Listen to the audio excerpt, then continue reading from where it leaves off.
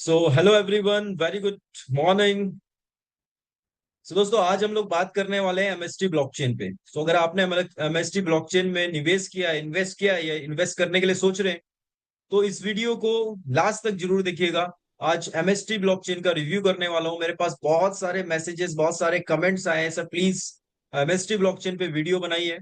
And definitely मैं पिछले 2-3 दिन से उसको एनालाइज कर रहा था, और एनालाइज करने पे क्या चीजें निकली आज आपके साथ शेयर करूंगा। सो माय डियर फ्रेंड्स, आज मैं लखनऊ में हूँ, और आज एक ब्लॉकचेन का सेशन पे मेरा स्पीच है। बेसिकली आज ब्लॉकचेन के रिगार्डिंग मैं एक सेशन देने जा रहा हूँ लखनऊ के अंदर। सो मॉर्निंग में टाइम था, तो सोचा कि आपका जो एमएसटी ब्लॉकचेन है इस पे वीडियो बना दी जाए, एक रिव्यू कर दिया जाए। सो माय डियर फ्रेंड्स, आज अगर हम लोग देखेंगे एमएसटी ब्लॉकचेन के बारे में, ठीक है। सो मैंने एक पीपीटी भी रेडी किया है। क्या एमएसटी ब्लॉकचेन है, थोड़ा सा देखते हैं। क्या स्कोर निकला है वो भी देखेंगे थोड़ा सा। हर एक चीज पे हम लोग डिस्कस करेंगे यहाँ पे। चलिए, तो देखिए सबसे पहले एमएसटी ब्लॉकचेन के बारे में, इसका ट्रस्ट स्कोर कितना, हम लोग इस पे ट्रस्ट कर सकते हैं, स्कैम रिस्क कितना है, डीप एनालाइज करेंगे थोड़ा सा इसमें। तो सबसे पहली चीज, आज एमएसटी ब्लॉकचेन क्या क्लेम कर रहा है। वो क्लेम करता है कि हम लोग layer first L1 blockchain ecosystem है। प्रमोट करता है कि हम लोग सिक्योरिटी वेब 3 इंफ्रास्ट्रक्चर पे वर्कआउट कर रहे हैं। और ये प्रोजेक्ट जो है, बहुत बड़े लेवल पे आज एमएसटी की मार्केटिंग हो रही है सोशल मीडिया। चाहे वो आप यूट्यूब ले लो, गूगल ले लो, किसी से भी आप एमएसटी को जब चेक करते हैं तो आपको एमएसटी ब्लॉकचेन देखने को मिलता है। काफी सारे सोर्सेज में आप देखेंगे, न्यूज पोर्टल पे आपको एमएसटी का नाम दिखता है। सो चलिए, अब मैं जब एनालाइज कर रहा था तो मेरे को कुछ, मैंने जो अपना एनालाइज के हिसाब से भी आपके सामने करूंगा भी एनालिसिस, बट उसके अकॉर्डिंगली मेरे को क्या चीजें लगी। तो ओवरऑल अगर मैं इस पे विश्वास करने का सोचूं, ट्रस्ट स्कोर देखूं, तो 10 में से मैंने दिए 3.5 मार्क्स। ट्रांसपेरेंसी में मैंने 10 में से 4 मार्क्स दिए। ऑडिट ऑडिट में इसका कहीं भी एक वेरीफाइड प्लेटफॉर्म से ऑडिट नहीं है, तो इसलिए मैंने 10 में से 2 मार्क्स दिए इसको ऑडिट में। और इकोसिस्टम इसका कितना स्ट्रांग है उसमें 3 मार्क्स। और यस, एक जगह मैंने इसको बहुत ज्यादा मार्क्स दिए जहाँ पे हाइप रिस्क, जहाँ पे इसने हाइप बनाई है। बट यस, जो उसका रिस्क है वो 10 में से 8, मतलब 80% रिस्क प्रोजेक्ट है ये। कुछ पॉजिटिव साइन जो इसकी मार्केटिंग है वो दिखाता है। Official website, white paper available है इसके पास। कम्युनिटी जो है वो बहुत एक्टिव है इसकी कम्युनिटी, और एग्जिस्ट करती है। जो बेसिकली ब्लॉकचेन जिन्होंने बनाई है, उन सबके पब्लिकली नेम विजिबल है कि ये सीईओ है, ये डेवलपर है, एंड ऑल सारी चीज उनके वो है। और कुछ वॉलेट का अनाउंसमेंट यहाँ पे इन्होंने दिखाया हुआ है कि इन इन वॉलेट के साथ हमारा इंटीग्रेशन हुआ है। अब दोस्तों, मेन हम लोग बात करेंगे, ये बात करेंगे हम मेजर रेड फ्लैग। इसका रेड फ्लैग क्या है बेसिकली, और मैं आपको अभी दिखाऊंगा। सबसे पहली चीज, जो इसका ब्लॉकचेन ऑडिट है, क्योंकि इनकी खुद का ब्लॉकचेन है, तो बहुत कम लेवल पे इन्होंने ऑडिट किया है। अदरवाइज मेजर जहां पे ऑडिट होता है एक ब्लॉकचेन का, लेयर 1 का ऑडिट जहां पे होता है, वहां पे अवेलेबल नहीं है। बहुत हाई प्रमोशन इन्होंने किया है, फुल ऑन मार्केटिंग की है। तो दोस्तों, मैं हमेशा कहता हूं कि एक ब्लॉकचेन को, अगर आपका ब्लॉकचेन जेन्युइन है और वो डेफिनेटली मार्केट के अंदर वैल्यू प्रोवाइड कर रहा है, तो आपको इतना ज्यादा मार्केटिंग, इतना ज्यादा पीआर करने का जरूरत नहीं होता। ऑटोमेटिकली लोग आपके साथ कनेक्ट करते हैं जब आप मार्केट में वैल्यू दे रहे होते हैं। बाइनेंस ने वैल्यू दी, सोलाना ने वैल्यू दी, आज मार्केट में वैल्यू दे रहे हैं। टीआरसी ने वैल्यू दी। इन्होंने कोई प्रमोशन नहीं किया अपने इस लेवल पे, ठीक है, कोई पीआर नहीं किया। ये जेन्युइनली वैल्यू दे रहे थे, तो डेफिनेटली लोगों ने इसको ऑप्ट किया, लोगों ने उसमें इन्वेस्टमेंट किया। एक्सचेंज पे भी, लिमिटेड एक्सचेंज पे इसका प्रेजेंस ये कहते हैं। और ओपन सोर्स काफी वीक है इसका, वी विल सी, हम लोग देखेंगे। और जो टोकोनॉमिक्स है, जो इनके टोकन का प्लान है, वो बहुत कंफ्यूजिंग सा मेरे को लगा, बहुत अनक्लियर सा मुझे लगा। और सबसे इंपॉर्टेंट चीज गाइस, सबसे इंपॉर्टेंट चीज मैं आपको बताऊं, हमेशा मैं एक चीज कहता हूं, अगर कोई भी ब्लॉकचेन एमएलएम कर रही है, सो आप समझ जाइए वहां पर आपका रिस्क स्कोर बहुत बड़े लेवल का होने वाला है। बिकॉज आज तक जितनी भी जेन्युइन ब्लॉकचेन है, उन्होंने कभी भी एमएलएम नहीं करी। और अगर कोई ब्लॉकचेन एमएलएम करती है और उसके पास एक्टिव यूजर्स अच्छी संख्या में हो जाते हैं, तो भी एक बड़ा एक्सचेंज उसको एक्सेप्ट नहीं करेगा। बिकॉज एक्सचेंजेस की भी कुछ कंडीशन होती है। और आज तक, ये सिर्फ एमएसटी ब्लॉकचेन ही, आज तक कई ब्लॉकचेन आ चुकी है एमएलएम के अंदर, एक नहीं 40-50 से ज्यादा ब्लॉकचेन आ चुकी है, सारी फेल हो गई। सब ने लास्ट में रग पुल किया, सब में लोगों के साथ स्कैम हुआ, सब में लोगों ने पैसा डुबा दिया। ठीक है। अब एक और चीज है, आज क्या कर रहा है एमएसटी, ये टारगेट कर रहा है रिटेल इन्वेस्टर्स को, ये टारगेट कर रहा है आम इंसान को। मेरा ये मानना है कि अगर आपका ब्लॉकचेन इतना बेहतरीन है, जो कि वेब 3 के अंदर आपका वैल्यू प्रोवाइड कर रहा है, ब्लॉकचेन इंडस्ट्री के अंदर, ब्लॉकचेन कैटेगरी के अंदर एक वैल्यू प्रोवाइड कर रहा है, तो आप रिटेल इन्वेस्टर को टारगेट क्यों कर रहे हो? आप बैंक्स को टारगेट करो, आप इंस्टीट्यूशंस को टारगेट करो, जैसे कि एक नॉर्मल ब्लॉकचेन करता है। जो भी बड़ी ब्लॉकचेन वाली कंपनीज हैं, वो इन्वेस्टर को, रिटेलर तो खुद आ जाते हैं उनके पास। वो टारगेट जो करते हैं, वो टारगेट करते हैं बैंक्स को, स्मार्ट मनी को, इंस्टीट्यूशंस को, उनको टारगेट्स करते हैं। तो हमको ये चीज समझनी है कि आप टारगेट कहाँ कर रहे हो। अगर आप रिटेल इन्वेस्टर को टारगेट कर रहे हो तो एक पॉन्जी स्कैम है वो, अगेन रेफरल बेस्ड हाइप। इन्होंने रेफरल सिस्टम का ऐसा हाइप बनाया हुआ है कम्युनिटी के अंदर कि भैया ये तो ऐसा है, ये तो ऐसा है, ये तो ऐसा है। लेकिन दोस्त, आपको क्लियर चीजें समझनी पड़ेगी कि चाहे कोई सा भी ब्लॉकचेन हो, एमएलएम कर रहा है, तो कभी भी सक्सेस नहीं हो सकता, बिकॉज आज तक की हिस्ट्री है। और दूसरी चीज, बड़े एक्सचेंज उस पॉन्जी स्कीम वाले ब्लॉकचेन को लेते ही नहीं है। ठीक है। हालांकि अब आपको मैं एक और चीज बताता हूं, इनके पास कई प्रूफ है। जो मेरा मानना है, जो मेरे ओपिनियन से मैं आपको बता रहा हूँ, कि आज एमएसटी के पास बहुत सारे प्रूफ अवेलेबल है। हमारे पास तो ये भी, हमारे पास ये भी है। बट जहां जहां इन्होंने चीजें मेंशन करी है, वहां पे इन्होंने कहीं भी रेफरल का मेंशन नहीं किया है।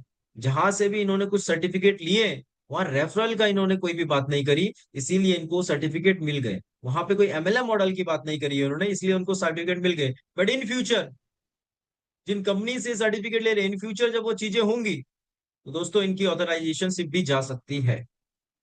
तो ये एक बहुत बड़ा वार्निंग साइन है। दूसरी चीज, लिक्विडिटी लॉक का कोई स्ट्रॉन्ग प्रूफ नहीं है, मतलब कि आने वाले टाइम पे ये लिक्विडिटी को अनलॉक भी कर सकते हैं। ऑडिट रिपोर्ट में जब मैं इसे चेक कर रहा था, तो जो बड़े बड़े ऑडिट प्लेटफॉर्म है, वहां पे इनके ऑडिट रिपोर्ट अवेलेबल नहीं है। नॉर्मल प्लेटफॉर्म पे इन्होंने ऑडिट, ये बोलते हमने करवाया हुआ है, बट वो भी वेरीफाई नहीं हो पा रहा है। ठीक है। सेंट्रलाइज कंट्रोल का जो रिस्क है, वो एग्जिस्ट करता है एंड डेफिनेटली एग्जिस्ट करता है। मैं आपको दिखाऊंगा। सो माय डियर फ्रेंड्स, बहुत सारी चीजें जो आपको देखनी पड़ेगी। फाउंडर का हम और टीम का रिव्यू अगर देखते हैं, तो डेफिनेटली पब्लिक टीम अवेलेबल है इनके पास में, सामने है। और कोई भी बड़ा, देखो यहाँ पे एक लाइन लिखी हुई है, इस लाइन को ध्यान से पढ़ना। ये लाइन लिखी है, no major institutional backing clearly visible. अगर आपका प्रोजेक्ट, अगर आप इतने बड़े लेवल पे कोई ब्लॉकचेन बना रहे हो, तो आपका प्रोजेक्ट, ध्यान से सुनिएगा, आपके प्रोजेक्ट में बहुत सारे इन्वेस्टर्स आ जाते हैं, बड़े बड़े इंस्टीट्यूशंस, बड़े बड़े बैंक्स, बड़ी बड़ी कंपनीज, बड़ी बड़ी स्मार्ट मनीज आपके प्रोजेक्ट में पैसा लगा देती है। अगर उसमें वैल्यू है, आपको रिटेलर की जरूरत नहीं पड़ती। रिटेल इन्वेस्टर तो आपका जब एक्सचेंज में लिस्टिंग होगी, बड़े एक्सचेंज में जाएगा, वो देखेगा कि भैया इंडिया की है, तो चलो इसमें बाई करते हैं। लेकिन अगर आप स्टार्टिंग फेज पे ही रिटेल इन्वेस्टर को फोकस कर रहे हैं, तो दोस्तों आप समझ सकते हैं कि ये किस तरफ जा रही है ये कंपनी। इनके पास कोई भी बड़ा इंस्टीट्यूशनल बैंक की बैकिंग नहीं है। तो ट्रांसपेरेंसी लेवल की मैं बात करूं, तो इनका ट्रांसपेरेंसी लेवल कोई बहुत बड़ा नहीं है, मैं बोलूंगा मॉडरेट टू वीक है। ठीक ठाक से लेकर कमजोर इनका ट्रांसपेरेंसी लेवल है। और अगर हम लोग इनका स्कैम प्रोबेबिलिटी देखते हैं कि क्या स्कैम कर सकते हैं, तो अभी कोई स्कैम नहीं किया, तो हम लोग स्कैम नहीं बोल सकते। बट यस, जिस रास्ते पे ये चल रहा है, उस रास्ते पे आज तक जो भी चला और इस तरीके से जो चला, उसने एट द एंड स्कैम ही किया है। रिस्क लेवल एक हाई रिस्क है। इन्वेस्टर की जो सेफ्टी रेटिंग मैंने दी है यहाँ पे चेक करके, वो बहुत लो है। और हाई रिस्क जो इन्वेस्टर है, मतलब हाई रिस्क इन्वेस्टर के लिए, जो स्पेकुलेटिव इन्वेस्टर है, उनके लिए अच्छा है। मतलब जो आप पैसा डालो और ये सोच के डाल दो कि ये पैसा आज के बाद नहीं आने वाला, तो यहाँ पे उन वाले इन्वेस्टर के लिए मौका है कि आप उसे भूल जाओ। तो अगर आप इसमें डाल चुके हैं या डालने की सोच रहे हैं, तो दोस्तों सोच समझ के डालिए, ये एक बहुत हाई रिस्क प्लेटफॉर्म होने वाला है।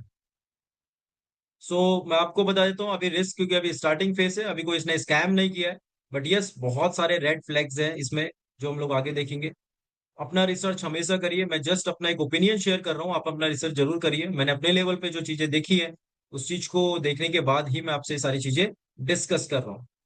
तो माय डियर फ्रेंड्स, थोड़ा सा इसका अगर हम लोग वेबसाइट में देखेंगे, वेबसाइट की तरफ चलते हैं और देखेंगे कि क्या इसने किया है। किस लेवल पे काम कर रहा है, तो थोड़ा सा चेक करते हैं हम लोग। सो ये इसका वेबसाइट आप स्क्रीन पे देख रहे होंगे, this is the website mstblockchain.com। और हम लोग देखते हैं कि क्या क्या इन्होंने ऐसा डाला हुआ है। जैसे कि मेंशन कर रहा है भैया हम तो L1 लेयर 1 के हैं, बहुत सारे आए ऐसे कि हम लेयर 1 पे आ रहे हैं, हम ऐसा कर रहे हैं, ठीक है ना।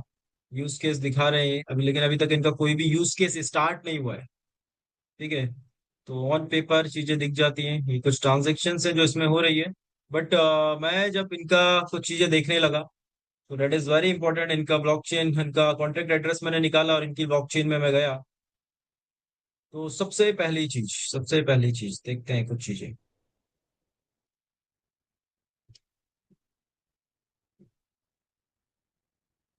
आपको दिखा देता हूँ अगेन। इसका कॉन्टेक्ट एड्रेस कॉपी किया, MST स्कैन में गए। सो दोस्तों सबसे पहली चीज, ये प्रॉक्सी लिखा हुआ है, देखिए।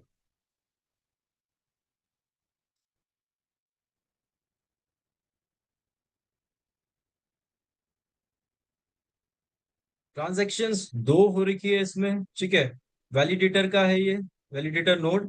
और मैं आपको जो दिखा रहा था, सबसे बड़ा जो रेड फ्लैग है वो ये है दोस्तों। जैसे ही मैं इसका यहाँ पे एड्रेस डालता हूँ, ये एक प्रॉक्सी यहाँ पे दिखा रहा है, ERC 1967। इट मीन्स ये सबसे बड़ा रेड फ्लैग है। ये चेंजेस कर सकते हैं, ये मॉडिफाई कर सकते हैं कुछ भी चीजें, ये आपके बैलेंस को मॉडिफाई कर सकते हैं, ये हर एक चीज कर सकते हैं। So it is a sign of centralization, this is not a sign of decentralisation.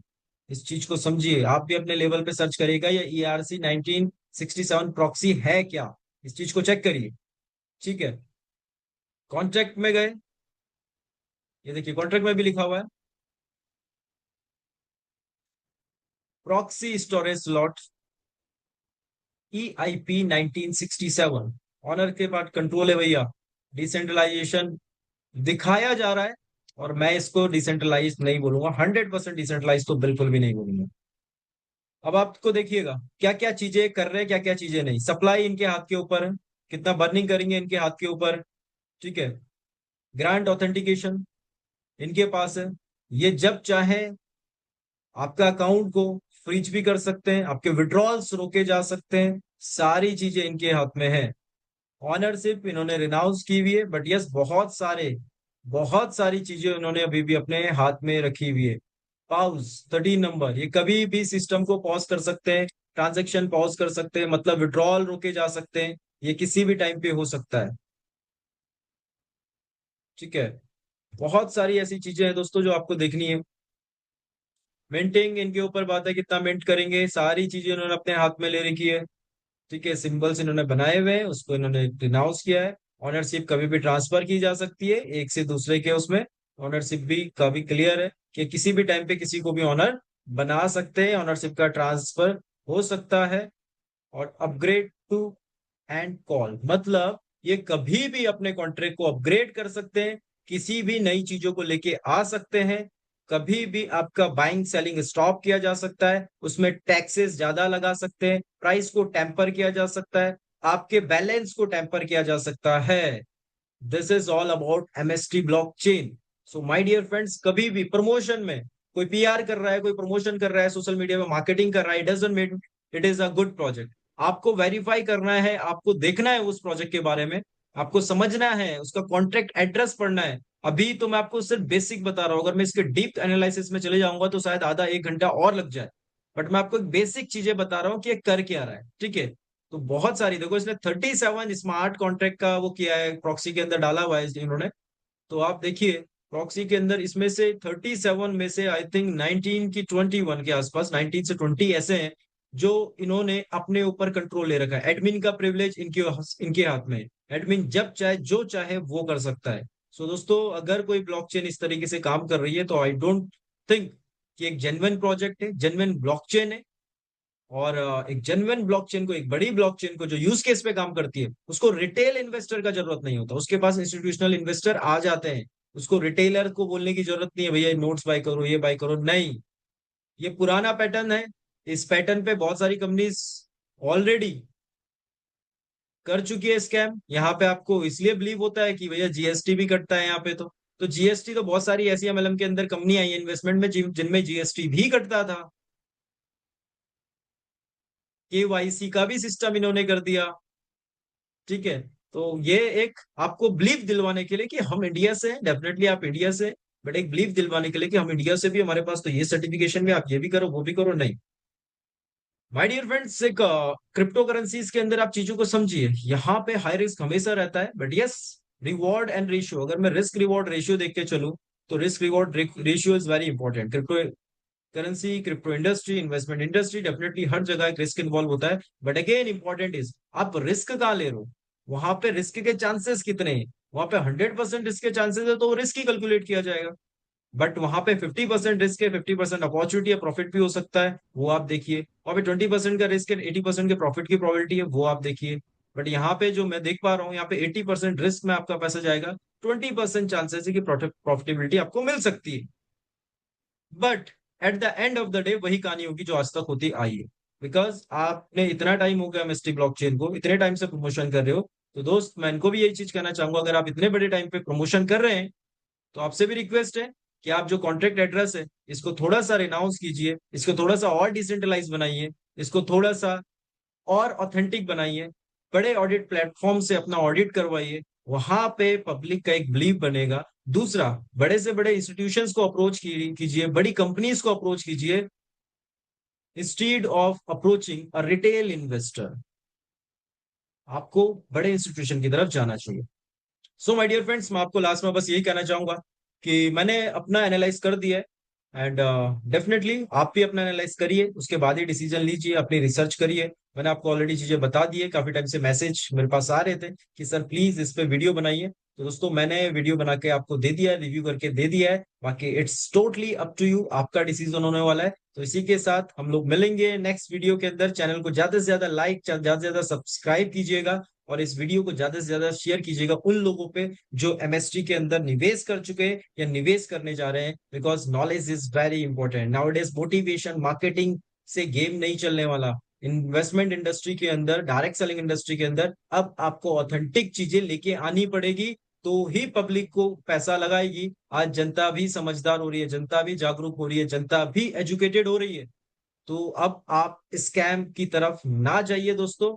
अब आप एजुकेशन के साथ किसी भी प्लेटफॉर्म के अंदर निवेश कीजिए। तो with this word, thank you so much all of you. जय हिंद।